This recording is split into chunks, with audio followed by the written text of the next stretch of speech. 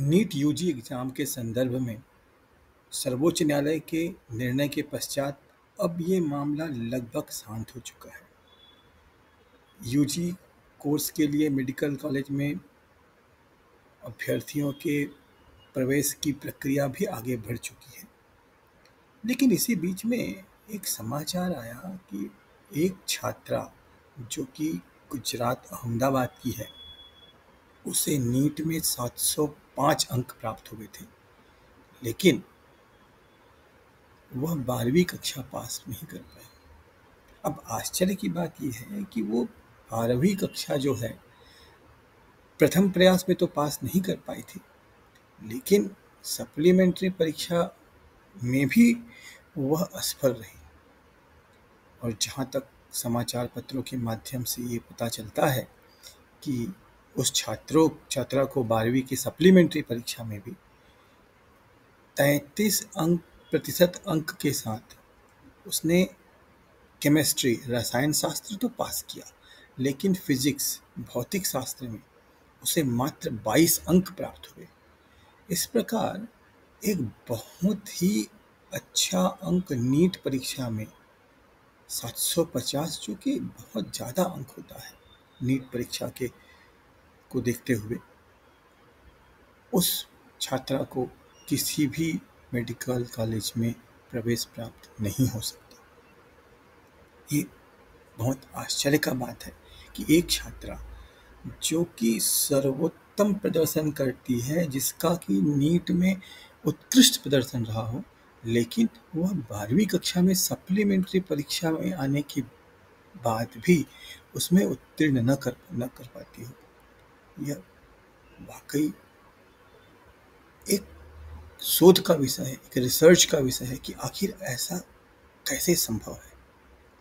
अब अगर इस बारे में ये देखें कि गुजरात बोर्ड में 12वीं कक्षा के प्रश्न पत्र का पैटर्न कैसे होता है, तो मैं आपको ये बताऊं कि वहाँ पर 50% जो प्रश्न होते हैं वह वस्तुनिष्ठ होते हैं, मल्टीपल चॉइस क्वेश्चंस होते हैं, जिसे एमसीक्यू भी कहते हैं। और जो नीट परीक्षा होती है वह 100% मल्टीपल चॉइस होती है, वस्तुनिष्ठ सवाल होते हैं।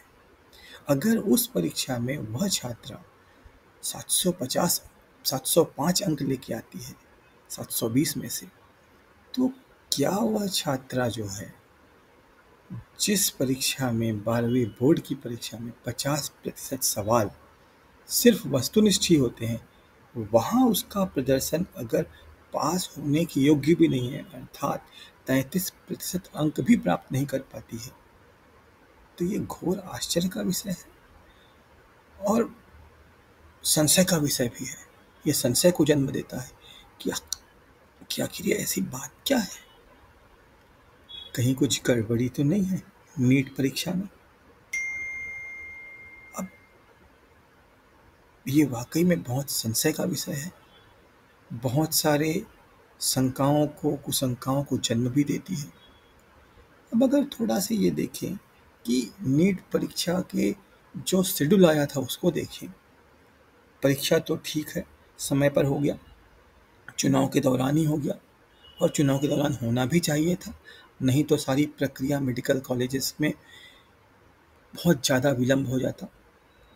लेकिन आश्चर्य का विषय यह है कि समय सारणी के हिसाब से जो नीट यूजी का परिणाम है वो आना चाहिए था 14 जून को, लेकिन आया 4 जून को, ठीक उसी दिन जब लोकसभा, सबसे बड़ा चुनाव हमारे राष्ट्र का, उस दिन परिणाम डिक्लेयर हो रहा था।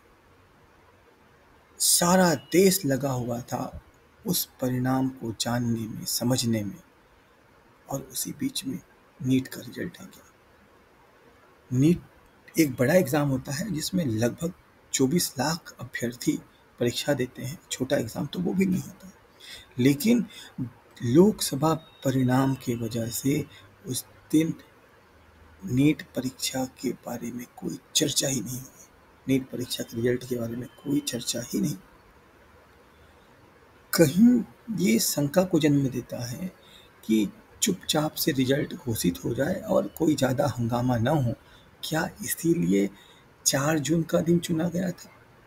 ये एक शंका को जन्म देता है, खासकर तब जब बहुत जगहों से विभिन्न किस्म की अनियमितताएं इस नीट परीक्षा के आयोजन को लेकर के सामने आ रही हैं। और न केवल सामने आ रही हैं, बल्कि विभिन्न जांच एजेंसियों, जिसमें सीबीआई भी शामिल है, उसके द्वारा अनेक स्थलों पर बहुत से लोगों को गिरफ्तार भी किया जा रहा है। तब ये बात बहुत ज़्यादा पुख्ता लगता है कि ये कहीं न कहीं ये पूरी एक साजिश का हिस्सा तो नहीं था। खैर, आज बात करें कि भाई 705 अंक वाली छात्रा 12वीं में फेल क्यों हो गई। अब अगर ये माने कि कोई और दूसरा रास्ता नहीं है मानने का, कि हमें ये मानना चाहिए कि चलो उसकी वह छात्रा जो है वस्तुनिष्ठ प्रश्नों के हल करने में बहुत ज़्यादा कुशल है, और साथ में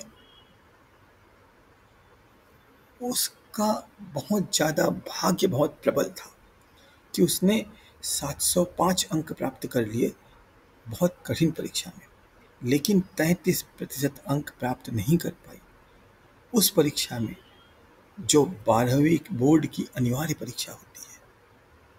कहाँ तो नीट जैसे कठिन परीक्षा में लगभग 98% अर्थात 98% अंक प्राप्त हुए उसको। वहीं 12वीं की परीक्षा में जहाँ पे सभी बहुत से बच्चे पास होते हैं, वहाँ उसे 33% अंक भी प्राप्त नहीं हो पाए।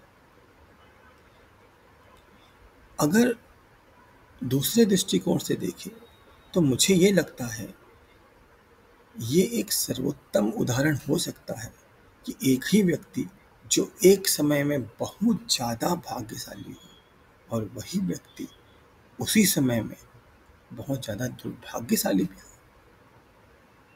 क्योंकि यह मानना छोड़ के कोई और विकल्प बचा नहीं है। मैं आज भी इस बात को कहता हूँ कि जो पूरी प्रक्रिया अपनाई गई नीट यूजी के दौरान इस परीक्षा को संचालन करने में 2024 में, और जिस प्रकार से उसका परिणाम 4 जून को घोषित किया गया, यह मात्र संयोग नहीं है।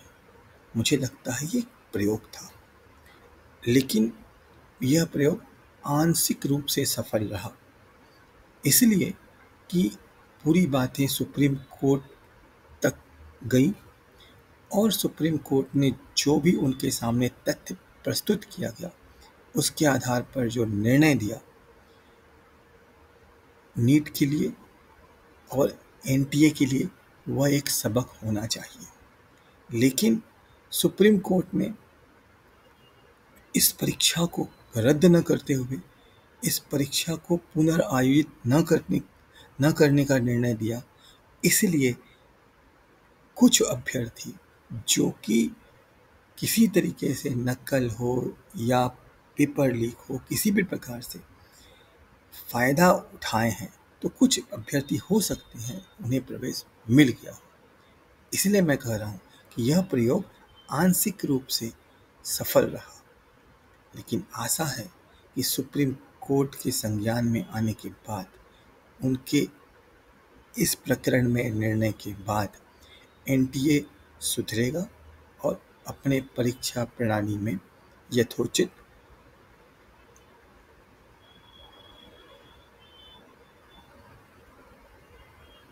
सुधार करेगा। धन्यवाद। जय हिंद, जय भारत।